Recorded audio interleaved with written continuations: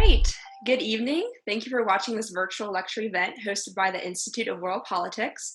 For those of you who are new, IWP is a graduate school of national security and international affairs.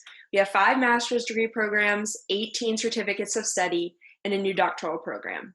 We also offer the opportunity to take a single course without having to pay an entire semester's worth of tuition cost. One can also audit such a course at a much less cost.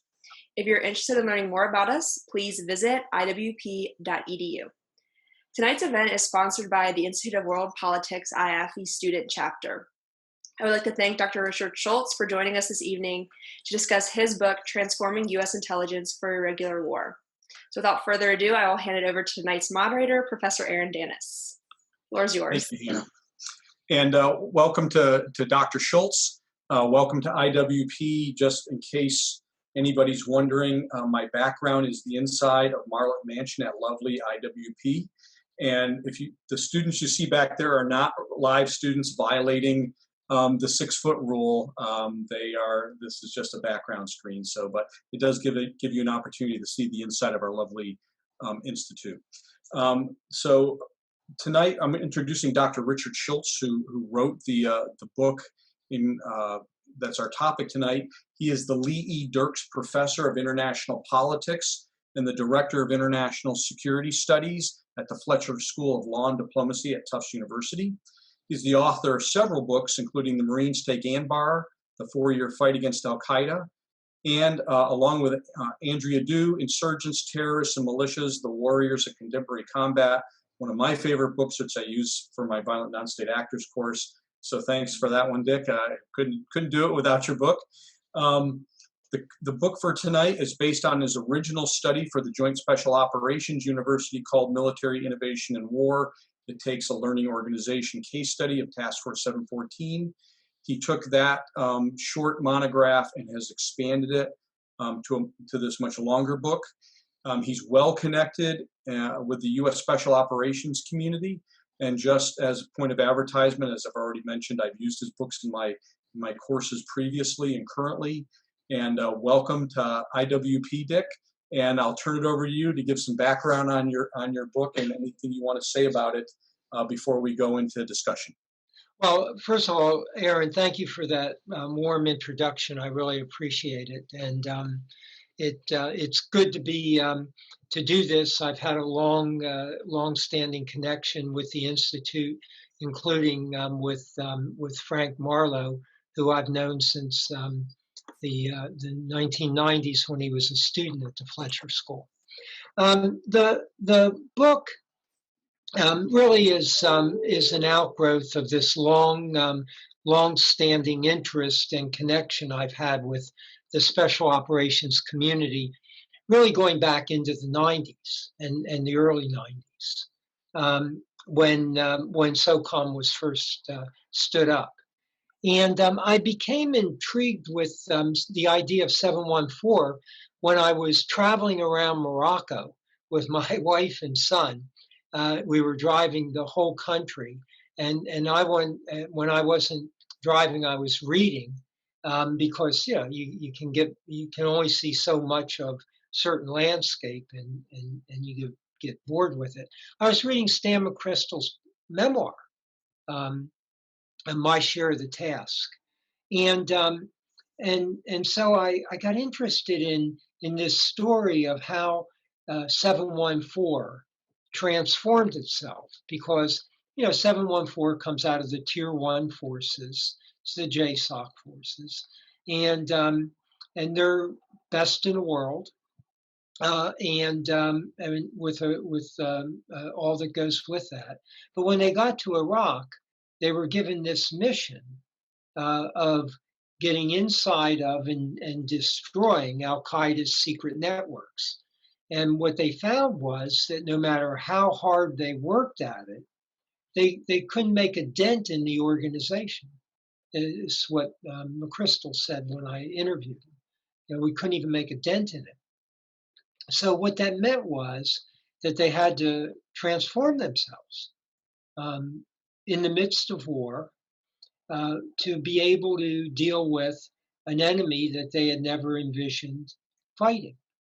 And over a 2-year period, they did transform themselves, and they did it by changing the whole way they were organized into a joint interagency task force, which was really a joint interagency intelligence task force, and to change how they collected and used intelligence that they were gathering. So the way to understand this transformation is pretty simple. In August of 2004, working as hard as they could, the best in the world could carry out maybe 30 missions in a month against al-Qaeda elements of their different networks. 2 years later, in August of 2006, they carried out 300 missions. Now, they didn't add, 15, the number of teams didn't become 15 times bigger. So the question, I had was, how'd they do it? And why were they able to do it? And so that really led me to approach this from the point of view of organizational innovation and transformation.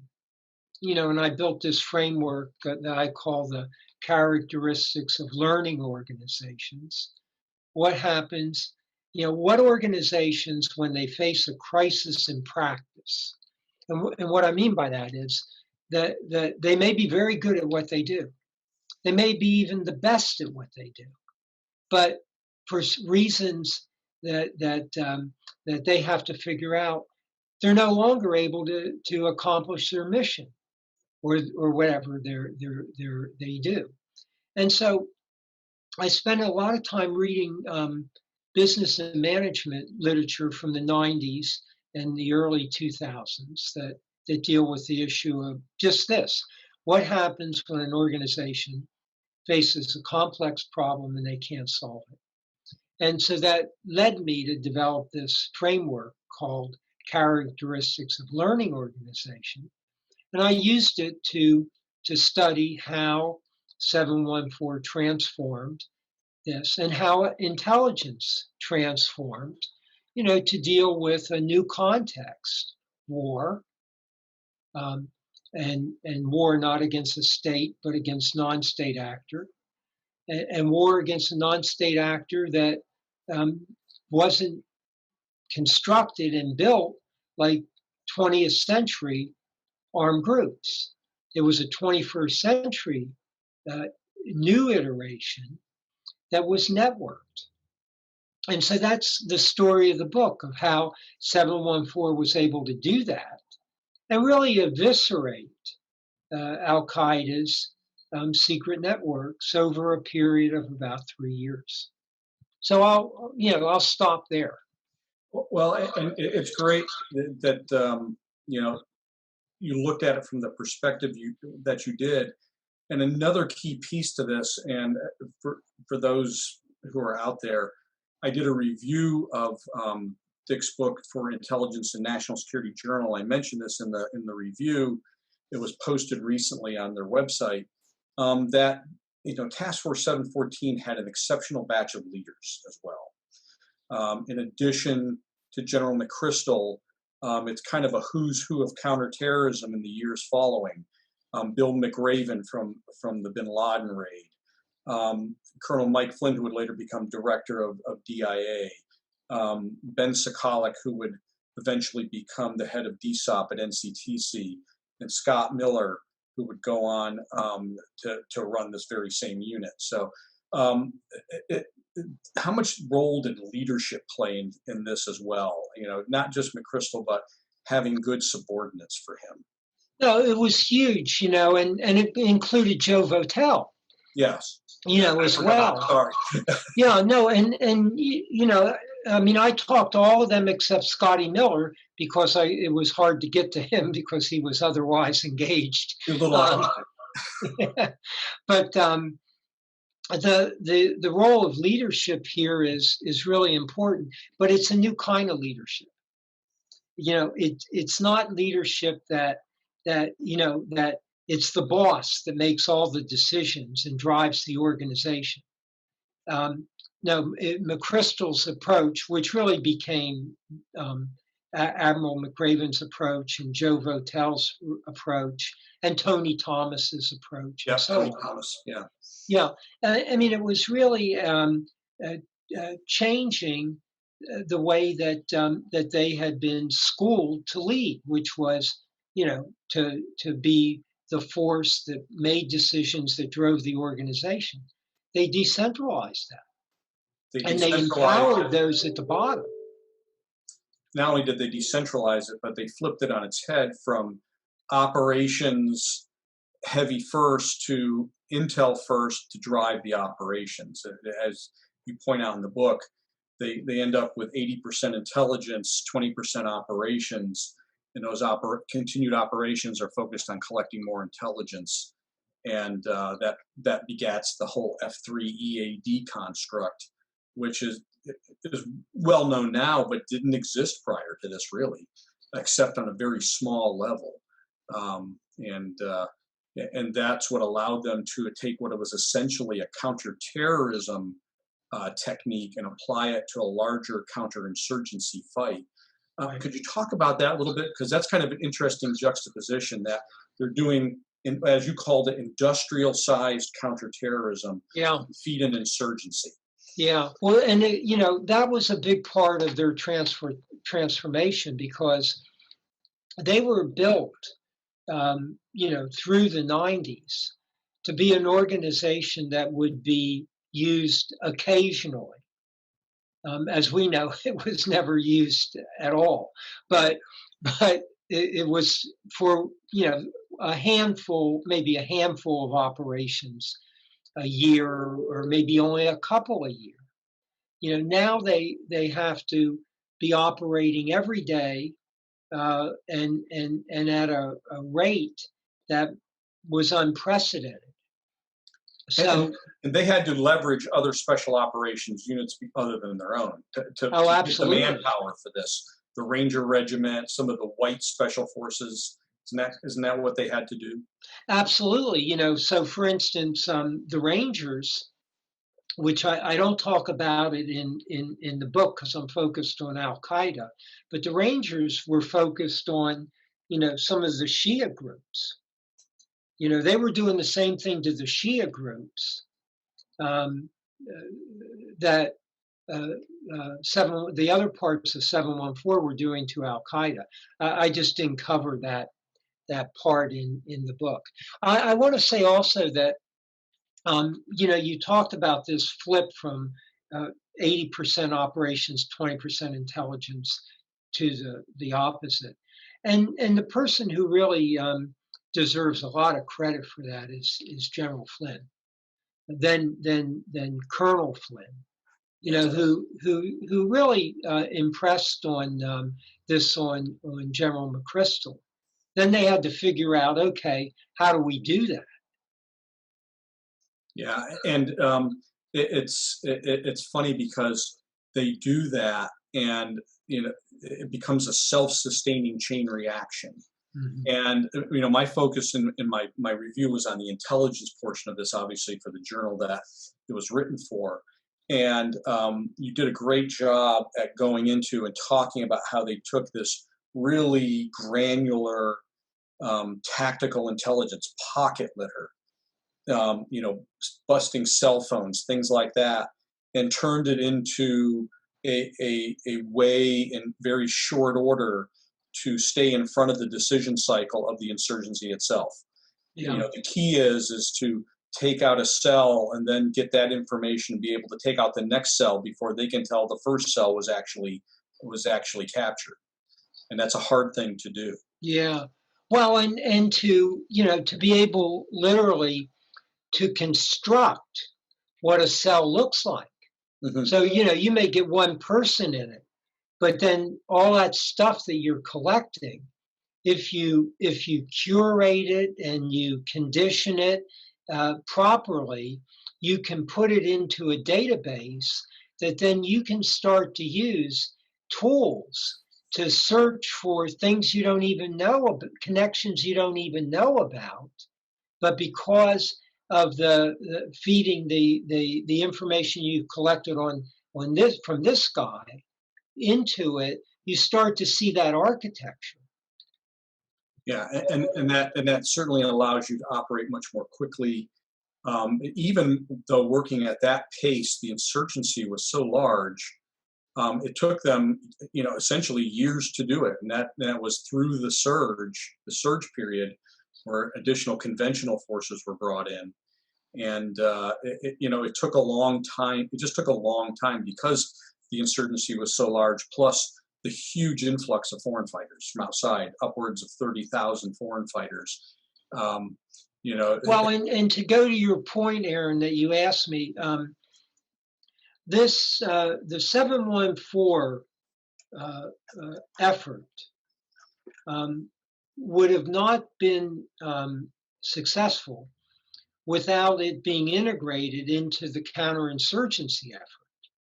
And so those two things went hand in hand. Because all in the past, insurgencies have always had a secret infrastructure. So in the Vietnam War, I'll go back to the Vietnam War. The Viet Cong had a secret infrastructure.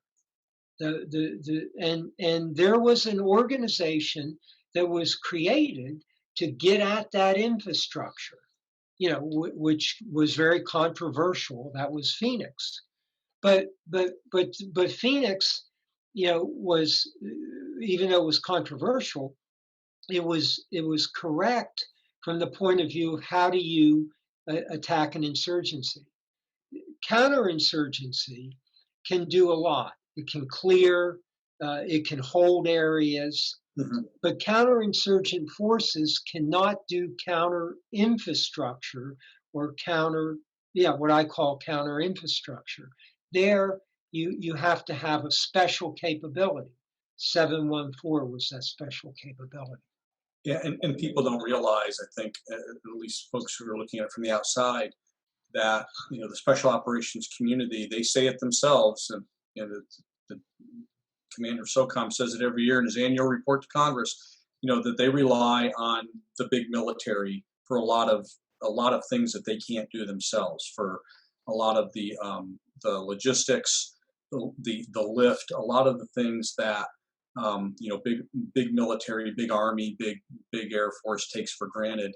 The special operations forces need that assistance. So, and you bring that out in your book, I think is really good. Yeah, no, it was, they had to be combined. But Big Army had to stop fighting in the way that they would fight, the way they fought in the march up, and change to fighting against an insurgency. That was a big change too. And look, it took the regular army to 2007 to make that change. I mean, that was Petraeus. That was the Petraeus phenomenon. The Marines did it a year earlier in Anbar. How about working with allied countries? You mentioned, in addition to SOCOM's own experience working in places like Colombia and Bosnia, other places at a smaller level, they learn some lessons. But you mentioned in particular they go to the Israelis. Talk a little bit about how the Israelis helped the U.S. in this regard.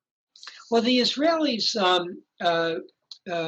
came to understand that they had to essentially become their counterterrorism forces had to be intelligence driven, and the way that I found this out is really the story of how in research you stumble on things and you didn't know you were going to stumble on. So I was in Israel, and I was giving a talk on 714. Before the book, I had developed a whole presentation on it for SOCOM, which I gave when I deployed with teams military training and education teams.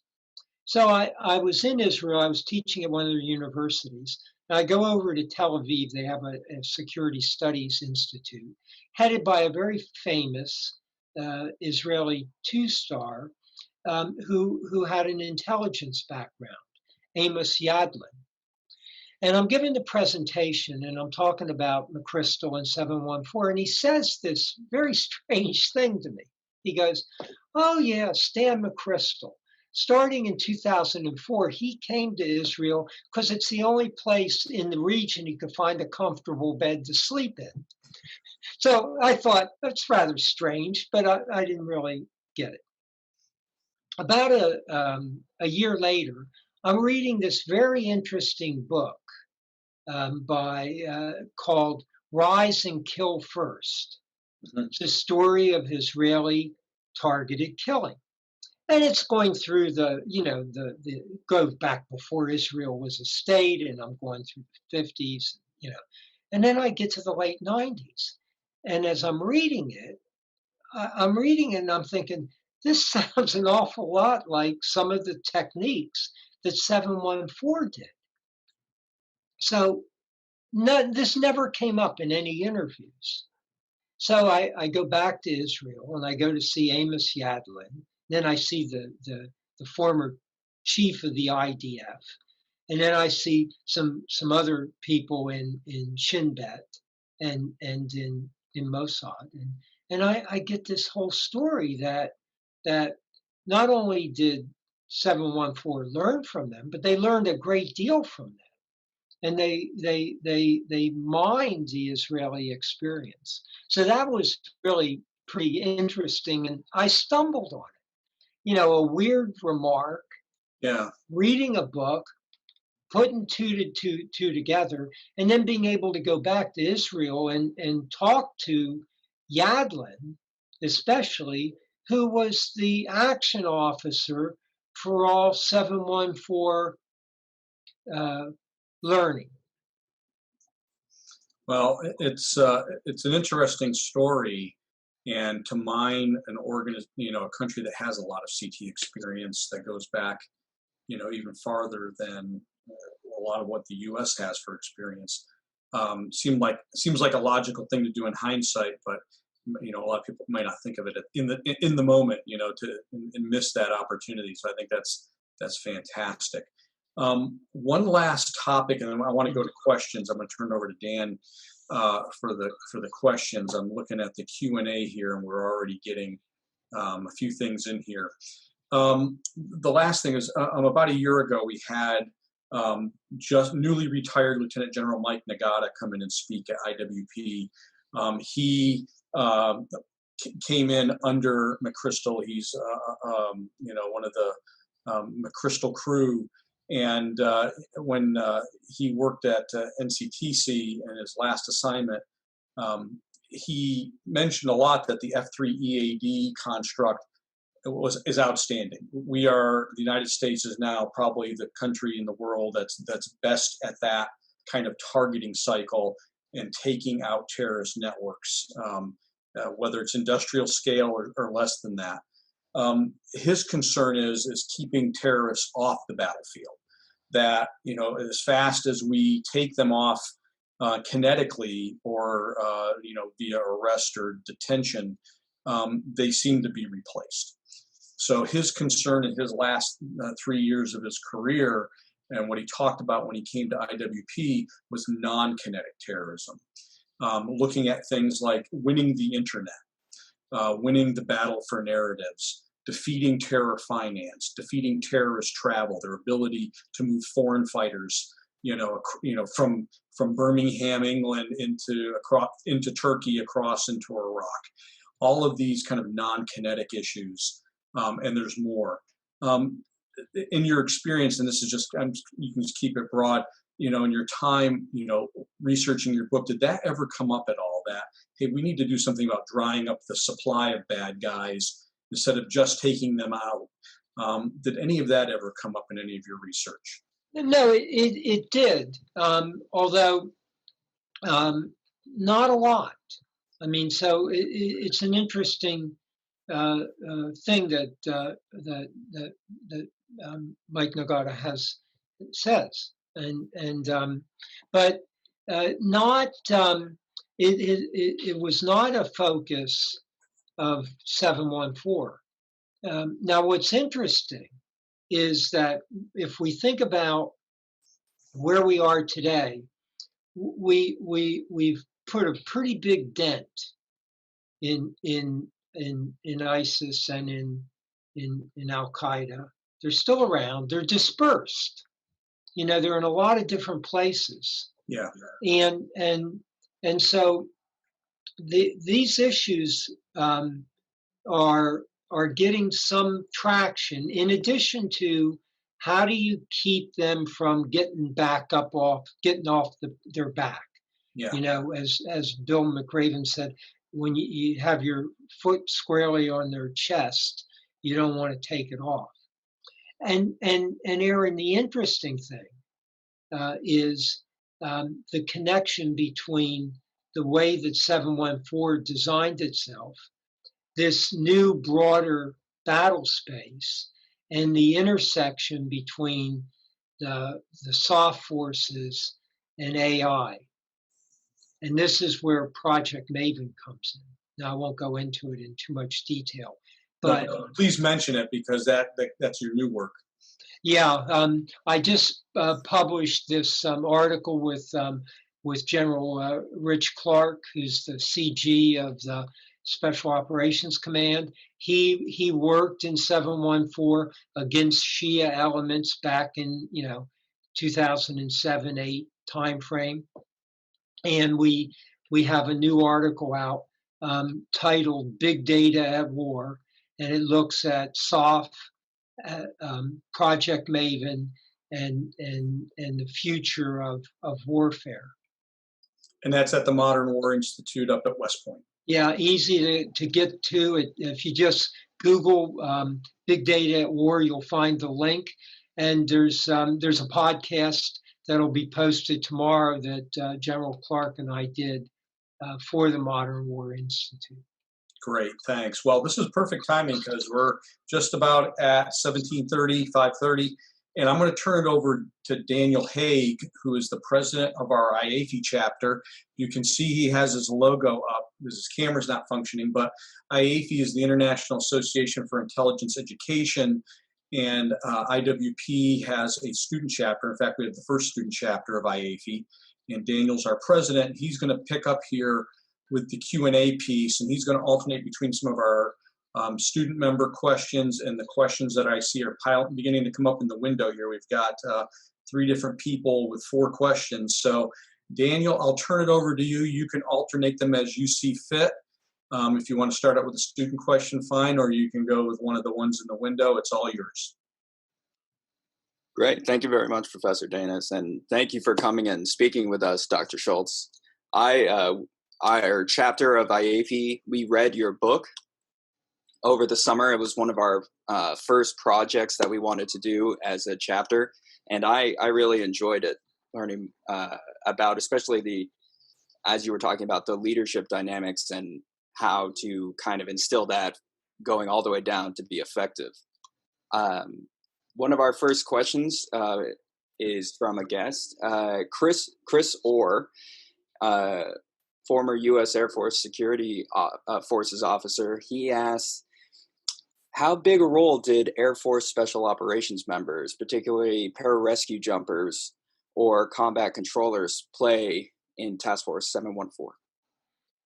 Well, they were involved in it. I didn't really go into that particular element of 714 because that was really more tactical than I was trying to get at. But soft forces are not just Army, and but I don't know much beyond that. Daniel, I want to thank you for the kind remarks too, by the way. Oh, of course. Well, thank you. So one of our chapter members sent a question. Justin, he asked, how applicable do you think the Task Force 714 strategy facing conflicts is with state actors today? Well, I think that some of the things that that 714 was involved with are harbingers of the way we will deal with peer competitors, and it really has to do with how you manage big data and how you use artificial intelligence, machine learning, computer vision, all these tools, which 714 started to use them in terms of taking enormous amounts of data, which were collected on these night raids, plus quite a bit of FMV, and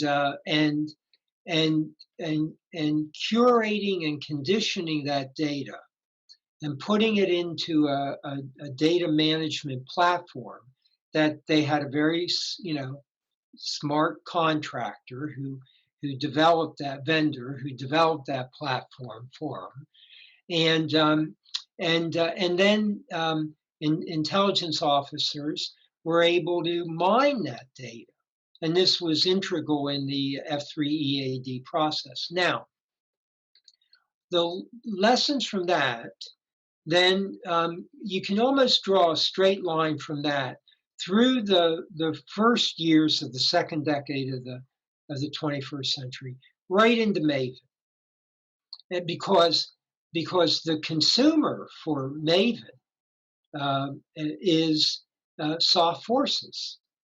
So now all of that learning and the development of a new, very sophisticated platform that combines intelligence picture, operation picture, has the Maven algorithm platform into it, gets direct feed from FMV. All of that is going to be the framework for now how conventional forces have to manage peer competitors. And if you're going to be successful against the peer competitors, you have to dominate the intelligence part of it. And this whole architecture that's still being refined and developed for the CT mission will roll into and is already starting. It's already started. I mean, I won't go into the details because I want to make sure I'm careful I don't say something I shouldn't say. But I can tell you that there is a component of the conventional force that in 2 years wants to be AI enabled. And so it's coming. Interesting. Yeah, that is something that as a strategic intelligence major or focused here at IWP, that's something I'm learning a lot through my studies is with intelligence, it's no longer lack of data so much as just way too much of it. And how do you find the signals through the noise? And how do you do it? Not just, how does that collection of massive amounts of data and the use of these new tools enable commander decision making at a speed that will be unprecedented? Yeah, that's a very interesting thing to do, especially with evolving situations like that, as was the case in Iraq. Right. Kurt Kloon asks, were these lessons learned taken from law enforcement, decentralized, intelligence-driven investigations, and law enforcement task force structure and information sharing and collaboration?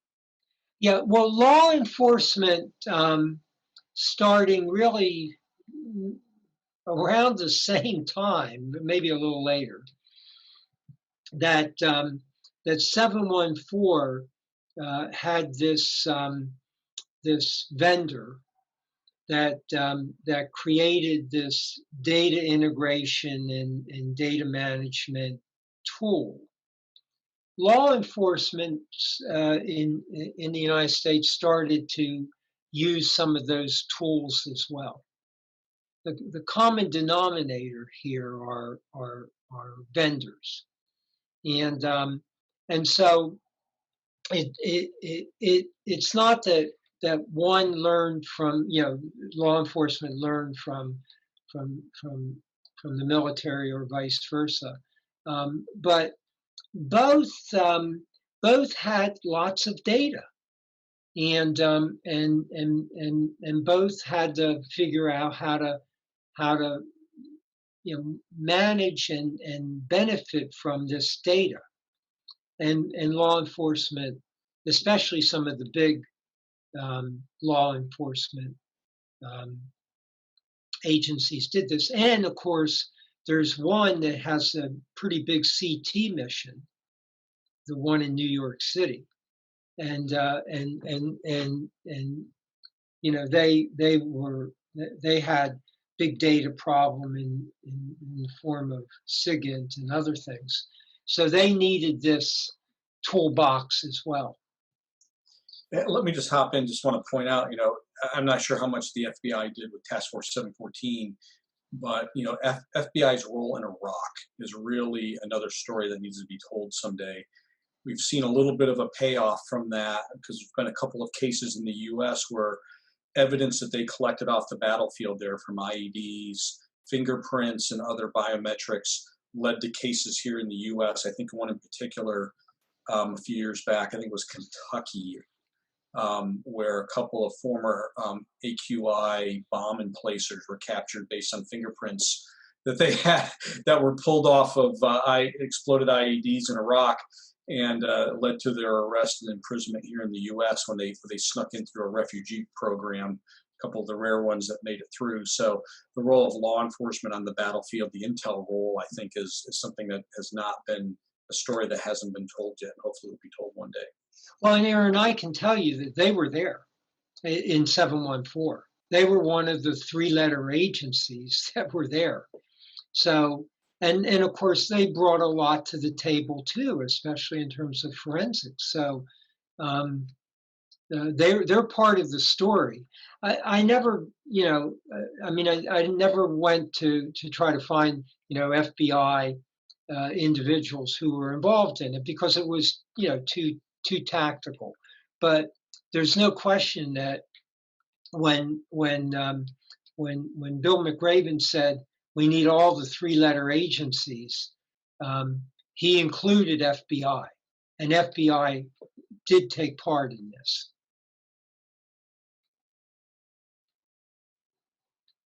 Right. So we have a question from one of our chapter members, Isabel. She asks, at the end of the book, you mentioned that the future of terrorist tactics and techniques are expected to reflect the development of commercially available technology. Of the 8 identified areas of concern, which do you believe is the most important for the U.S. government and its allies to be focusing CT efforts on? I'm trying to remember what the 8 were. But I would say that one of the things that, one area that we definitely should be focusing on is how, is the extent to which ISIS is able to recreate their information operation capability. Now, this was really an interesting development because ISIS had a use of social media and encryption and even the use of deep web as part of an architecture, not just for telling their story, getting the word out, which the internet has allowed terrorist groups to do in ways that their 1980s and 1970s and 90s forerunners would have died to have the ability to communicate. But more importantly, that architecture was used to recruit 30 to 50,000 foreign fighters. Now, just think about the significance of that. They were able to do this, and I've looked into this quite a bit in terms of what their messaging was, how they used video, and then how once they got someone interested, then how they took that into a recruitment effort. So you don't want that to get reconstructed. And yeah, okay, they're on the run and they've been beaten down, but they have that knowledge, and so that is one area that we really have to focus on. And that kind of goes back to your question, Aaron, about, you know, are we dealing with, you know, the information component of this? Now, that's not counter messaging, but what it's doing is it's stopping their messaging. And if you look at the campaign Inherent Resolve against ISIS, there was a concerted component of that to take out the physical infrastructure of this, because see, when they were a state or so-called state, they were able to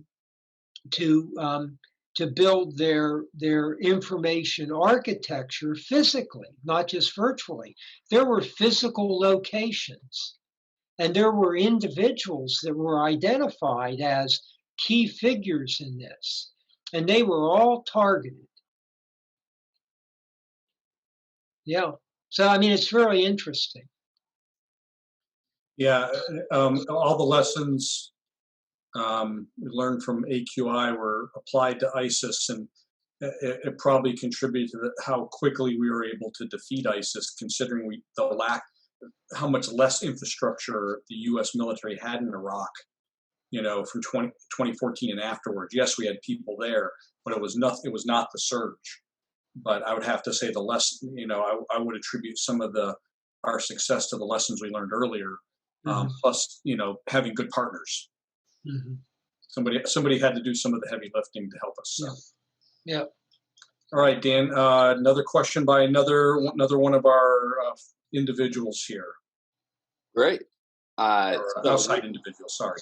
Yes. So Kurt Kloon asked, does strategic planning have value in counter networks? If so, how? Well, I mean, strategic planning has value in everything. So I think now, and I'm not privy to this, but I think that the way that we think about keeping this al-Qaeda, ISIS remaining elements, keeping them from reconstituting themselves, really is more than just a tactical mission. It needs what I would call a strategic effort that looks at how you're going to use not just the tier 1 units, but how can you use other soft, and then other parts really of the U.S. Government, especially from the intelligence community, to not just keep it down, but to start to delegitimize it. I mean, that's I think kind of what you were getting at, Aaron. How do we deal with this? The way that, look, they were able to recruit 50,000, and they had large numbers of people that followed them on the internet. So, you know, how do we deal with that? We can know about it because we got all the tools to do that, and AI is going to help you do it even better. It already is. But there are other aspects to it. Yeah, and there's been a lot of academic research into, you know, various network, you know, looking at network theory, and, you know, the connectedness of nodes, which nodes are more valuable than others. Sometimes the obvious leader node is not the most important node, but it's this node over here of 3 or 4 people. They're the communications node, and they're the ones really keeping the network together. Probably from a strategic aspect, that kind of analysis would be of value. Looking at the bigger network picture and trying to find out where those nodes are that would, cause the network to fracture. So. Yeah. How are they trying to recreate this architecture they had? And they certainly have a number of affiliates in different places.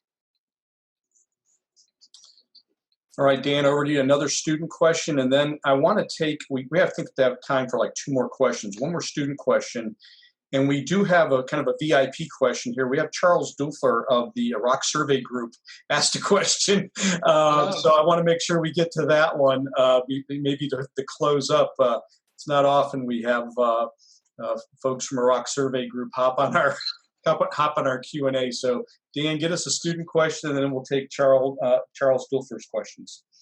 Yeah, that's great. I'm excited to hear his answer to Mr. Dulfer's question. I actually have a question for you, Dr. Schultz. Did Task Force 714 try to leverage the special relationship with the British to analyze their actions with Northern Ireland and the Troubles and that kind of counterterrorism, counterinsurgency case before they went to the Israelis, or did they try to learn from that at all? Well, no, the British were part of the task force. The British played a role in it. There's actually a book written by a British journalist on this. It was an early book, but oh no, the British were involved with this really early on, and they have a famous commander now. I'm forgetting his name, who was McChrystal's counterpart, but absolutely. I mean, the answer is yes. Fantastic. All right. Our question from Mr. Dulfer is, in 2003, there were many raids, various units, but one we called Task Force Tomorrow, based on bad intelligence that resulted in rounding up potentially sympathetic Iraqis in jail and creating lots more enemies. Forward deployed intelligence units were awful. Is part of your point that the cycle of collection, analyze, and task further collection is the forward deployed analysis? Well, yeah. I mean, the point I would make is, and I know about some of that, and it's a fact that not every raid the 714 carried out actually was successful. I mean, it is war. It is war, but the key to minimizing that, and by the way, and 714 was I called it an industrial strength killing machine, but it really was an industrial strength capturing machine. And let me just but the collection and development of databases that you could really search and mine were aimed at giving much more supportable evidence to targeting, so that you avoided, obviously, some of those 2003 mistakes. Now, I want to just talk about for a second interrogation, because 714 at its height had about 300 interrogators, which is and support operators that are specialists in interrogation. And the interesting thing was that Mike Flynn said the following, and this really gets it. So Flynn said, in interrogating someone, I wanted this individual to think that I knew him better than he knew himself. And the way that we were going to do that is that we before we interrogated him, we had his phone, we had maybe his computer, we were able to put that right into our big database. We were able to start to look for connections and correlations, and pretty soon we did know a hell of a lot about that person. So we might say to someone, you know, tell me about your association with Aaron, and you know, the guy says, Aaron who? I don't know any Aaron. And then you start to show him all the emails between himself and Aaron, and all of a sudden this guy starts to think, holy cow, you know, they know everything about me, and you start to do more of this. So the use of all of this information, you know, had the mining of it had many different dimensions to it. Okay, great. I think we did have one other question in the queue. We might as well get it knocked out real quick. This is an easy one. This is kind of a yes/no. Did Task Force 714 work complement that of Task Force 2021? They may mean 20 and 121. I'm not sure.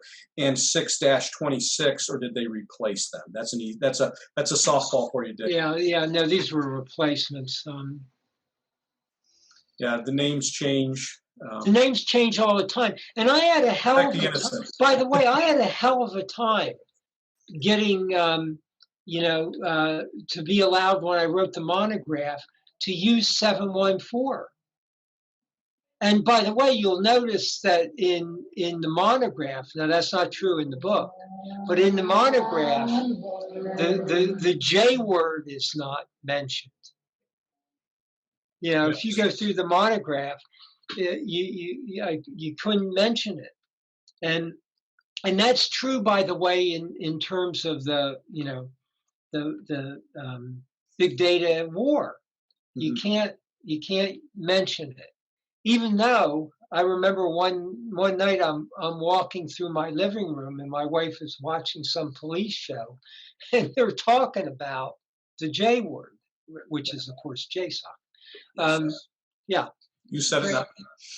I know. It's your book, not mine. All right. And what's in the book? It's in the book. Daniel, thank you for running the Q&A for us. I appreciate it. Before we go, I'm going to turn it back over to Hannah so she can make some closing remarks. We did have one other thing I'll pass to you afterwards. You got an invite to speak at a Rotary Club, Dick. So I will pass that invite on to you separately. This actually looks like it could be really good. If you don't go, maybe I'll go in your stead. But this looks like a good invite. Just to kind of wrap up here, I thought the book was really good. In my review, I said I think this is a great book for either on the War College side, because a lot of times we have international partners. You can't go into the classified realm. So this book, I think, really the lessons learned piece out of this is really important, and also for other grad school courses. I'm hoping to use this one in the future here, maybe my counterterrorism course in the spring. So I think it really fills a niche, and not only a niche, but somewhere down the road, as I mentioned in my review, hopefully ISIS doesn't come back as 3.0 or 4.0 or anything else. And we have to remember what we did, that we have to grab your book off the shelf to remind us what we did. I have a funny feeling our special operators will probably be doing this for a while. It's the folks at the national level who have to remember what we did in the past. So where do you see things going in the future here? With F3 EAD, obviously AI is going to be a big piece of it. Anything else you wanted to add? No, I think that for SOF and especially for the command, it's going to be a balancing act. How much effort do they put, and they will put effort into what we now call the peer competitor, or the return to state competition and conflict. And that conflict is taking place in a number of new ways already. And then how much effort to this, what I call, I think I call it in the book, an enduring CT mission. Mm-hmm. So that'll be the big challenge, I think, for SOF. And of course, as I said, there's going to be a lot of learning by the conventional force, especially about the AI applications and how that will help with a variety of intelligence sources. Great, thanks. And my final parting word here is about our dean, who studied under you back in the 1990s, as you mentioned, Dean Frank Marlowe. I have to know, how did he get out of the Fletcher School without getting the love for New England sports that you and I have? I noticed your Red Sox shirt on the door. I have to ask this question. Frank is on the line. I see him online here. And he has not gotten the love for New England sports that you and I have. How did that happen? How did you let him get away without that? Well, he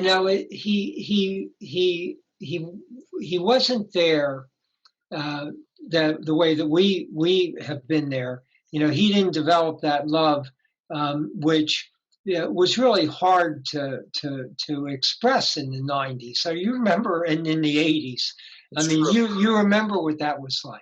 Yes.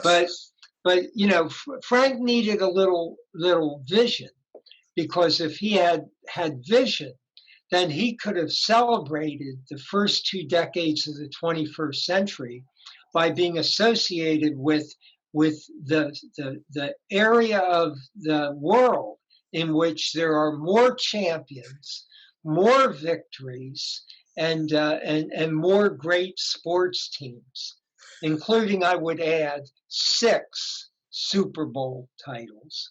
And all right. With that, I'm going to turn it back over to Hannah before we lose all of our listeners who are not New England sports fans. So Hannah, I'll turn it over to you to make an announcement about upcoming presentations. Dick, thank you again for coming. You were great on the Q&A today. I really appreciate it, Aaron. All right, Hannah, all yours. Perfect. I don't think anyone can see my video, but I'm not sure how to pull it up. But I would like to thank Dr. Schultz for joining us today, and all of you who tuned in here on Zoom and Facebook. Just an additional thank you to Professor Danis, Daniel Hagan, IAP Student Chapter, for hosting this event. It was a very interesting discussion, so we appreciate it. If you're interested in attending other upcoming webinar events, supporting IWP, or applying to one of our graduate programs, please go to iwp.edu. Again, that's iwp.edu. Thanks, everyone. Have a great evening.